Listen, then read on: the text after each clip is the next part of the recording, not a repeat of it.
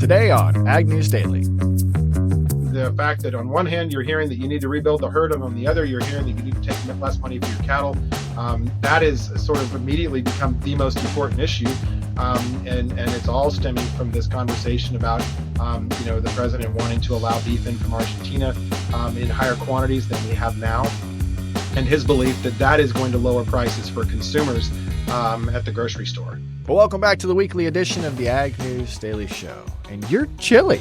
I'm chilly. It's cold outside. It's going to be a little bit of a chilly Halloween. I know we still haven't turned the heat on in the studio. We're holding out as long as we can. Who else hasn't turned the heat on in their house yet? Could you imagine that? We caved. You caved. Well, we did get a much-needed rainfall throughout most of the southern plains and the mid-south this week. They've been experiencing persistent drought heading into these systems that are now going into the fall and winter. The moisture help ease some of those dry soil conditions, and the Mississippi River near Memphis remains still about 8 feet below the low water mark. Here in the Midwest, we got scattered showers. They're also expected to end this week. While light precipitation may slow some harvest progress in some areas, temperatures will fluctuate and keep changing those conditions. Across the country, October brought a cooler than average weather season. In the West, warmer, but temperatures here in the central U.S. could see a warming pattern.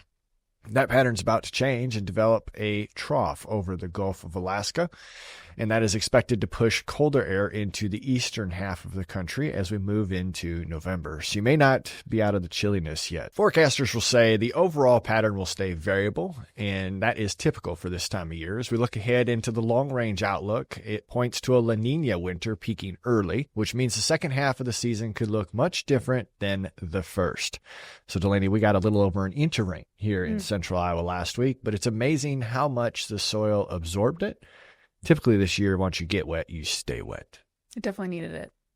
Well, the ongoing shutdown and lack of USDA data, of course, no report this week. But to fill the gap, Farm Journal conducted its own survey to gauge harvest progress, yields, and farmer sentiment. The results show U.S. corn are trending lower across much of the Corn Belt compared to USDA's September estimates. Soybean harvest was 84% complete as of Sunday, and corn harvest was 72% finished, according to a Reuters poll of 10 analysts earlier this week. In 6 of the 7 pro-farmer crop tour states, yields are down due to a combination of dry weather and disease pressure. The national average yield for 2025 could fall below last year's 179 bushels per acre. As of mid-October, nearly 3/4 of surveyed producers in those states reported steady to lower yields compared to earlier expectations. The sharpest decline was reported in Illinois, where yields are down about 7% from September estimates. And I was texting with Ted Seifert from the Zaner Group yesterday, maybe 2 days ago now. We were chatting about national average yields. So he's, I think, got a 181 and like a 51.5. Yeah, it'll be interesting to see what these next reports come out. But happy Halloween to all of our Ag News Daily viewers. We certainly appreciate you tuning in. And if you're catching this after the fact, it'll be hard to believe it's already November. Americans are expected to spend a record $3.9 billion on candy this Halloween. That's according to the National Retail Federation. While candy costs are climbing, so are challenges facing sugar producers. The American Sugar Alliance reports retail candy prices are up about 19%, yet the cost of sugar in those products has jumped 33% on average. Sugar farmers are feeling the pinch. The costs of planting, cultivating, and processing sugar beets and sugarcane have surged, while the prices producers receive for their sugar has been dropping. For example, the Alliance points out that a 10-ounce bag of Reese's Peanut Butter Cups, not Reese's Peanut Butter Cups, cost $5.49 last year, with just 21 cents going to the farmer. This year, that same bag will cost you $6.49, and the farmer's share has now dropped to 13 cents.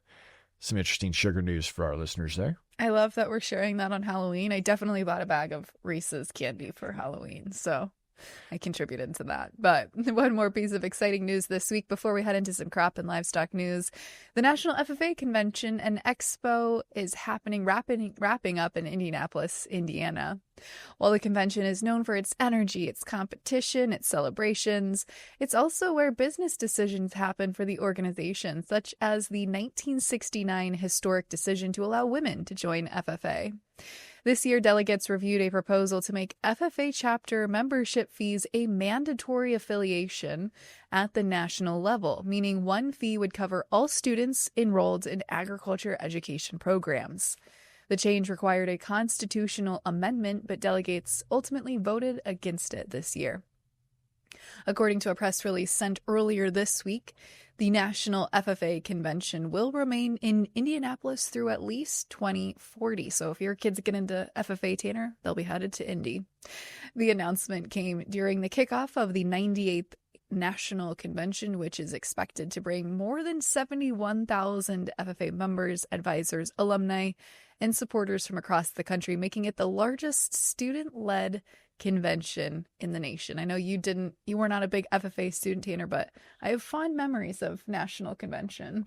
It always looked like fun. I was envious of the other schools in our district that had FFA chapters, but certainly a good time for those kids. China's state-owned agri-food company, COFCO, has purchased 3 cargoes, which are approximately 180 metric tons of U.S. soybeans this week, making the country's first U.S. soybean buy of the season, set for a December and January shipment. While the deal is a positive sign for American agriculture, traders are still remaining cautious. China has already made several large purchases from South America, and weak soy meal prices are there raising questions. We will see if those questions about the profitability of additional imports, still optimism will renew trade between the two nations and will help lift soybean prices higher in Chicago. We did hear from Treasury Secretary Scott Bessent. He said over the weekend that the U.S. and China have made strong progress in trade negotiations. He expects China to hold off on export controls of rare earth minerals, and the U.S. delays its threatened 100% tariffs. Bessent added that both sides agreed to a substantial agricultural purchase support U.S. farmers, sending soybean futures to their highest levels since 2024 in September. This is according to Consensus Ag consulting analyst Angie Setzer. In a follow-up announcement sent a few days later, Secretary Bessent said that China plans now to buy 12 million metric tons of U.S. soybeans before the end of the year, and that is 25 million metric tons annually over the next 3 years. He also noted that Asian buyers are considering sourcing an additional 19 million metric tons, while China is expected to make what is called a massive purchase of U.S. sorghum. Delaney. So some news there coming out of those conversations. And I bet you have more trade news. I do. Soybeans definitely, though, just as a side note, we'll talk about this later, had quite the roller coaster week this week. The USTR office also announced over the weekend that it has reached a reciprocal trade agreement with Cambodia and Malaysia. Framework agreements were also secured with Thailand and Vietnam, aiming to eliminate trade barriers and boost U.S. agricultural competitiveness. The U.S. Grains and Bioproducts Council praised the announcement, saying these steps will help reduce costs for consumers and increase global demand for U.S. crops and products like barley, corn, sorghum, and ethanol. The Trump administration's deals with these Asian nations include new market access for U.S. ethanol and expanded product opportunities for corn and corn products, including DDGs with solubles. The National Corn Growers President Jed Bauer said eliminating tariffs on ethanol exports to Maine and Cambodia will provide a significant boost in demand. And the frameworks with Thailand and Vietnam show additional promise for U.S. corn growers in particular. Additionally, in some other trade news, unfortunately, the President Trump announced an immediate end to trade negotiations with Canada late last week. So a little bit of a monkey wrench there in those plans, Tanner, but hopefully not overshadowed by some of the positive news we have this week. I missed that headline. I'm glad that you brought that in there as well. Hopefully that flips itself back around to our friends in the north. Well, the U.S. Senate has pushed back against President Donald Trump's tariffs, voting 52 to 48 to overturn the 50% duty tariffs on Brazilian beef imports, terminating the national emergency declared in July in retaliation of Brazil's prosecution of its former president. 5 Republican senators joined the Democrats in approving the measure, which seeks to end the national emergency Trump declared to justify those tariffs. According to Politico, this is the first of 3 resolutions aimed at stopping the president's tariffs on Brazil, Canada, and other countries worldwide. While the vote sends a strong message, it remains largely symbolic because Republican leadership in the House of Representatives has blocked a potential vote on the issue now until March. A little bit of a delay there, Delaney.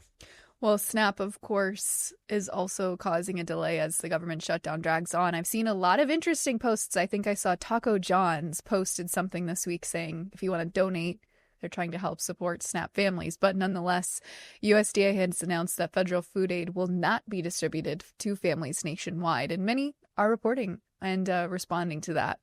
A Reuters report highlighted concerns from 9 food banks and anti-hunger organizations across 8 states, warning they may struggle to meet higher demand if SNAP funds aren't delivered. Hunger in the U.S. has been rising for years, and food banks have already seen record demand as inflation continues to strain household budgets. Feeding America, a national food bank network, reported that over 50 million people received assistance from food banks, pantries, and other charitable sources in 2023 alone. Related to the government shutdown, there's still no update on the Farm Bill as well. Lawmakers say progress has stalled, with members of both the House and the Senate Agriculture Committees noting that the so-called skinny Farm Bill is losing momentum. Some experts now believe it's unlikely to move forward until now the new year. How many years has it been? A lot. We did see something that hasn't happened except for one other time this year. The Federal Reserve cut its key interest rate on Wednesday for the second time, lowering it by 0.25 point to about 3.9%. This move is aimed at supporting economic growth and hiring, even as inflation remains elevated. While the rate cut was widely expected following the Fed's October meeting, concerns are rising after several major companies announced layoffs this week. General Motors plans to cut 1,700 jobs, mainly in its electric vehicle division, while Paramount and Amazon are eliminating 2,000 and 14,000 positions, respectively, all ahead of the holiday season. For agriculture, the lower interest rates bring a mixed effect. A weaker dollar can make U.S. commodities more competitive for foreign buyers, while reduced borrowing costs help farmers manage storage and expansion. However, uncertainty over job losses and tightened household budgets could limit overall product demand. Well, meanwhile, the Federal Reserve Bank of Kansas City has launched a new Center for Ag Economy to better connect farm and financial policy.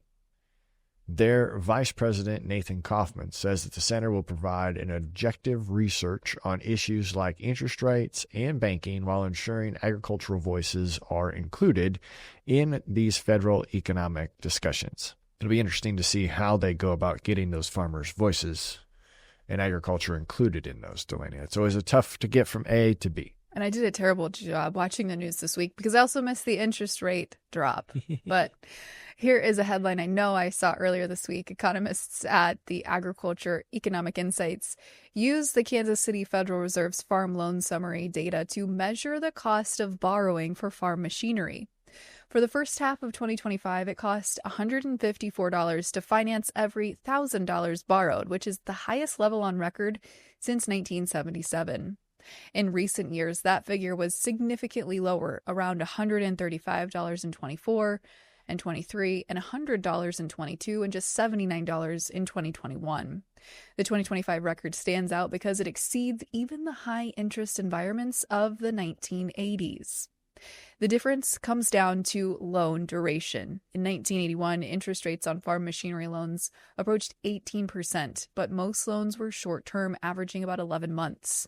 In contrast, the first half of 2025, we saw an average farm loan term of 45 months, increasing the total cost of borrowing despite lower interest rates, which is a continued conversation we have. How are we comparing this to the 1980s? Well, the headline everybody's been talking about is Argentina beef. This year's mix of challenges and success for the U.S. cattle industry. Beef supply tightened 3%, and retail prices averaged $8 a pound. Input costs continue to go up for those producers, yet consumer demand surged to a 40-year high. This is helping certified Angus beef reach one of the brand's strongest years in its history. Record sales in months of March and November, along with a strong spring, contributed to the brand's third best year ever. President Trump's plan to increase beef imports from Argentina has drawn criticism from U.S. producers. The National Cattlemen's Beef Association warns that bringing in more Argentine beef could hurt American ranchers while doing little to lower grocery prices. The U.S. already faces a deep trade imbalance with Argentina, said the NCBA CEO Colin Woodall, citing safety concerns due to the country's history of foot and mouth disease outbreaks. A lot more headlines could be shared on that, Delaney. Certainly one I know we'll be reporting on for weeks. Well, we're going to talk about it in today's interview. It's interesting to note, too, this story, this reel on our Facebook page, Tanner, I don't know if you've seen, is blowing up. People are very upset. They have strong opinions. And we sat down with National Cattlemen's Senior Vice President of Government Affairs this week, Ethan Lane, to talk about these headlines and more. So let's get into that interview now. Well, there's a lot of issues, especially these past few weeks, as we look at the beef industry. We're here joined by Ethan Lane of the NCBA. So first, Ethan, why don't you kick us off with who you are and some of the recent priorities that NCBA is advocating for? So Ethan Lane, I run the Washington, D.C. office for the National Cattlemen's Beef Association. So I serve as the head lobbyist for the industry and our association in that role, and oversee a team of folks from all different parts of the cattle industry. Most of my team here grew up in the cattle industry or around it, and our jobs are focused on advocating for the priorities that our members across the country, our 44 state affiliate organizations, the tens of thousands of producers that have informed all of those policy processes in those states and then informed our policy process nationally. Our job is to advance those priorities here in Washington, make sure that lawmakers up on Capitol Hill understand what producers are looking for out of Washington, and probably more often than not, what producers would like Washington to stop doing. In most cases, that's a lot bigger topic than what we would like from them. A lot of times we serve as kind of a translator, helping staff and members and agencies, whether it be USDA or the Department of Interior or EPA, have a little bit better insight, a little bit better data to make decisions and transmit those concerns from our producers around the country to those decision makers so that they're armed with the right information and they know what cattle producers are trying to get accomplished. Now, Ethan, there have been no shortage of issues that you at NCBA have been focused on. We've seen some comments from the White House regarding cattle producers, specifically related to New World screwworm, Argentinian beef exports, and a myriad of other issues related to food and wellness. In your mind, which of those issues are you most focused on that may have the ability to really shape what's going on right now in the beef industry? So what we've learned about this, and we've been in a Trump administration before. This is the second time, obviously. We tend to be concerned about whatever one he's talking about at the moment, because that is the one that everybody wants to talk about. If I'm being honest about just all of the issues that we're dealing with right now, certainly New World screwworm is a massive issue for us right now. Working with USDA, working with our states, working with the Mexicans and their response down in Mexico to this, to ensure that we control this thing, we keep it in Mexico to the extent that we can, we slow its spread northward, and we prepare for the possibility that we could see it here at some point and need to deal with it as well. The funding for those things, the tools that the Secretary has announced, Secretary Rollins has announced and is working on to manage an outbreak, were we to see New World screwworm in the U.S., the need for hundreds of millions of more sterile male flies every week to beat back that incursion, the need for states and the federal government to be coordinating what movement might look like, what those protocols might look like, if we do have to deal with that here. And then obviously working with the fact that the U.S. border is still closed to Mexican feeder cattle, and the impact that's having on this larger conversation that obviously the president has brought to the forefront in the last week or two with his discussions of the fact that he believes we're making too much money money, that the consumer is paying too much, and according to his statements, that cattle producers need to find a way to bring our prices down. I think that was the way he said it. That's elicited a pretty strong reaction, as you might imagine, from producers across the country. This is the best cattle market a lot of our producers have seen in a very long time. It's allowing them to get well from some years of really bad markets during COVID, from that down market cycle when everybody seemed to be making money except our members.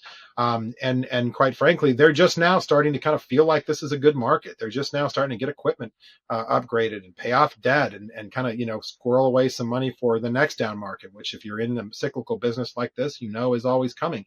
Not to mention they're making decisions right now, as everyone listening to this knows, a lot of producers around the country about what to do with their heifers. Do you send them to the barn in this high price environment? Do you retain them and rebuild the herd, as the president is saying that he wants? And what do you do with the fact that on one hand you're hearing that you need to rebuild the herd, and on the other you're hearing that you need to take less money for your cattle? That is sort of immediately become the most important issue. And it's all stemming from this conversation about the president wanting to allow beef in from Argentina in higher quantities than we have now, and his belief that that is going to lower prices for consumers at the grocery store. We don't have the economic data to show that that's the reality of the situation. What we've seen is that perhaps that would be about a 6 cent per pound reduction in beef prices. I don't know that that's going to be the linchpin for anybody making those protein choices at the grocery store. But that complex of issues, the second the president gets involved, bam, that immediately, obviously, is going to become the biggest set of issues that we're working on that week. Yeah, when we think about the Argentinian beef imports in particular, we saw the comment come out a couple weeks ago on October 17th. USDA shared some thoughts. NCBA has shared some thoughts as well, and I'm glad you led us down that path, Ethan. You mentioned maybe a 6 cent difference if we do allow Argentinian beef imports to come into the country. But as a whole, what kind of concerns do you have at NCBA, and also maybe concerns from producers about importing beef from Argentina today? Well, look, we've been engaged in this on the Brazilian side, the Paraguayan side, the Colombian side. We've had multiple conversations over the last couple of years about our concerns with some of these trading partners, particularly in South America, that have some FMD challenges, foot and mouth disease challenges historically. Have been some concerns about their timeliness of reporting disease outbreaks, particularly Brazil has had struggles with that. Discussions and concerns about porous borders between these countries and not really being able to verify where these cattle are originating from. There are just some concerns that we have repeatedly asked the USDA teams to go down and look at and inspect. The Biden administration allowed Paraguayan beef into the country without doing an on-site inspection anytime in the last 10 years, which in our opinion is completely unacceptable. Here is another round of this where, we're sort of being asked to be okay with an influx of product from a trading partner that we don't feel totally comfortable with, and that already has a massive trade imbalance. I think like 800 million to 7 million as far as poundage each direction in the last 5 years. So we're already a massively lopsided relationship. And, the thing we would point out on top of that is imports are already up from Brazil year over year, something like 80% or more. If that was going to be the secret to lowering consumer prices on the product, we would have already seen that, I think, from the influx we've seen over the last 12 months. The fact is that high prices are cured by high prices. I mean, the way you bring down consumer prices is by consumers not paying that price anymore and choosing a different protein or a different a dinner option. And that's sending market signals through the supply chain that, hey, we're a little too high here. And particularly the retail sector, which, by the way, has not made it into this conversation at all to this point, would then need to react to that and send those signals back down the chain through the packers, through the feeders to our producers and all the way to the cow calf. And so that is kind of the optimum way for this to work, is that the consumer sends those market signals and our supply chain reacts to them. As an industry, we have historically been pretty opposed to anything that feels like outside pressure on that, right?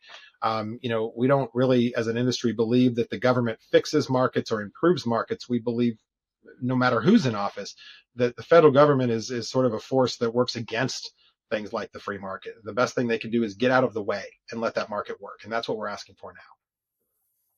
Now, the plan that was released last week, Wednesday, Were there some wins from your side of what that had seen? I saw that there was maybe a grazing action plan, some transparent labeling that could be of happening in these next few months that came from that plan. So what were some of those wins that you perhaps saw? Look, everything on that list are things that our policy book supports, that our producers around the country have asked for, that we have asked for. We asked for most of this stuff in the first Trump administration. We worked with the Biden administration to no avail on a lot of these things. We asked for these things in the beginning of this Trump administration. So that's great news. Those are all wins, right? Every one of those things, we're grateful to the president, Secretary of Agriculture Rollins, Secretary of Interior Burgum, Lee Zeldin at EPA, all of those cabinet members that were involved in that. We're grateful to all of them for that list because it is a good list. And those are things that producers will benefit from. We're going to have to do some work to build some of those things out.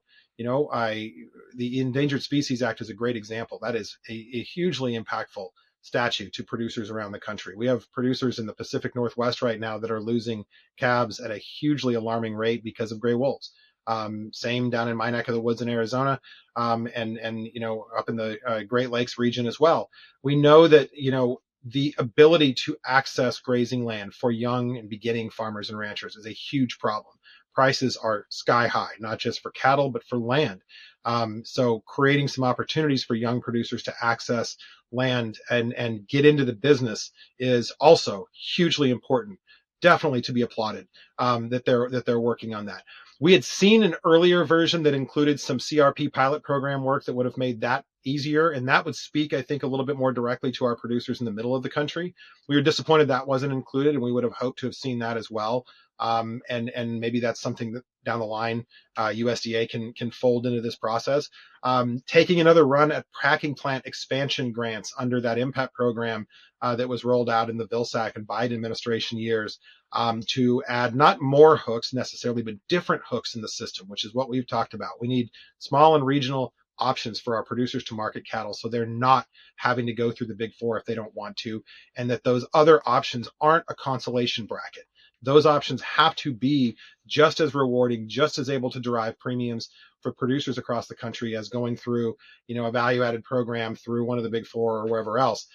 That's the only way we actually add more choice into the system and create more options for our producers. So a lot of applause for the administration looking at that and trying to figure out how to do it better. Lord knows it was not implemented terribly well in the Biden years. That money that was put out in grant form in some cases was given to some of these kind of third-party groups that met some political objectives for President Biden and his team. They didn't understand the cattle industry. They definitely didn't understand meat processing. They probably weren't terribly interested in actually getting that money out the door to producers. And we just saw that kind of hiccup more than really catch a gear. So that's another area where we've really been pleased to see that they're looking at that and saying, hey, maybe we can claw some of that money back that was unspent and get it out the door in a more effective way. So a list of really good stuff that we think could have some real value, but none of it is, take effect next week, immediate impact kind of stuff. It's long-term stuff. It's going to take a while to develop. And surely this industry's in it for the long haul, but, in the short term, triaging this kind of balance of low cattle supplies and trying to, incentivize herd rebuild, and also lower prices for consumers. That is a very difficult thing to achieve with any of those objectives on that list on their own. In fact, part of what we've been concerned about is the president having made these comments just at that time when those producers across the country were making decisions like that, and the concern that maybe that drove them in the wrong direction. Maybe producers, sold some heifers right now in the last few weeks that they otherwise were planning to keep because they didn't like that environment. That's going to be a real shame if it sent us in the wrong direction on herd rebuild. Ethan, I think my final question for you is, obviously there's a lot going on. You are very well in tune with that in your role. How open to discussion has the Trump administration been, Secretary Rollins' office? Are they coming to you frequently for question and dialogue? Or does it feel like we're playing reactive mode right now to some of the news and information that's been coming out? I think probably a little bit of both. I mean, they're open and we have an ongoing dialogue with them, the White House. I mean, look, we have long-standing relationships here, right? We've been shoulder to shoulder with the president and his team through an administration already and into a second one. But this industry still has to speak truth when we have issues and concerns. And certainly we know the president, is a man who shares his opinion and speaks his mind. And certainly we would hope he could respect when industries that support him have their own opinions on those things as well. And that's certainly been something we've tried to take advantage of and make clear over the last couple of weeks. Producers across the country were definitely activated by this and have shared those opinions in stereo. And so we're trying to follow up on that now and help fill some of that in with some of this discussion about what can you do here that's helpful, to alleviate some of these things. Well, how can they stay in touch with what NCAB efforts are doing? NCBA.org obviously is the easiest route to get to our website. You can find our policy priorities there that are passed by our membership across the country.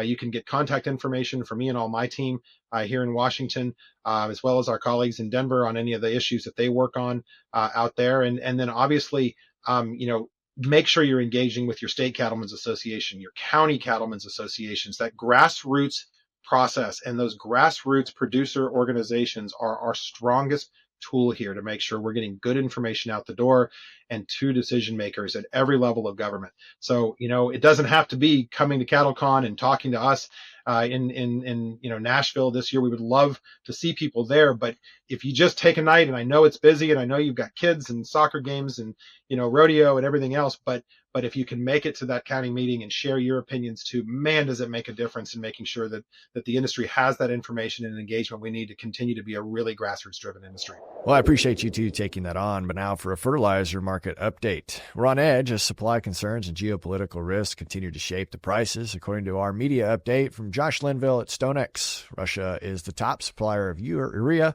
UAN, and potash to the U.S., and recent threats of sanctions have brought markets briefly spiking over fears of disrupted trade. Fortunately, those sanctions were limited to oil for now, and analysts warn that fertilizer could be a conflict in the future if the countries don't agree. Urea and UAN markets have seen significant swings over the year. Of course, Chinese exports surged this summer, only temporarily pushing prices lower, while UAN remains expensive due to its tight domestic inventories and ongoing production challenges. Ammonia supply globally is constrained, with Russia, European, and Trinidadian production struggling through the strong fall application season, which we could see maybe some relief if weather cooperates. Phosphate prices remain extremely high due to reduced Chinese exports and low North American production rates. While potash markets are stable for now, they are being closely monitored for potential disruption, again, between the U.S. and Russia trade relations. Analysts will say any government subsidy payment or sudden demand surge from farmers could further tighten already tight markets heading into our late fall. You hinted at a roller coaster week for soybeans already, Delaney. What has happened in the commodity markets? Yeah, it's been quite the week for grains in particular. December corn saw a key reversal to the downside last week, but quickly rebounded, extending sideways trends higher. The contract broke, though, its double top from September, setting a new high for the move. November soybeans, of course, we mentioned earlier, they've had a choppy trading week, volatile range for several months, but that's now beginning to rebound higher on news of the Chinese trade deal. I think at one point they were up 13 double digits nonetheless overnight. Rabobank estimates Brazil's soybean crop at 177 million metric tons, up 3% from last year, which may weigh on markets as well. Increasing concerns over Black Sea logistics continue, with reports of rising freight costs out of Ukraine, and cattle sales continue at lower values as uncertainty remains around the Mexico border closure. Officials say reopening live cattle trade with the U.S. is still further away than expected, so that should bode well for continued cattle demand. Although we've got a lot of two-sided stories here with this, but also this happening. And so we'll see if the bulls or the bears win out for some of these headlines. It's been interesting locally because even when we saw limit down days, sale barn prices didn't change for feeder cattle. So quite interesting there. Did I say Trinidadian right? I wondered that earlier. Trinidad and Tobago. Yeah, I might have missed that. So if you've got a better way of saying that, send us a comment, put a little audio file into our email.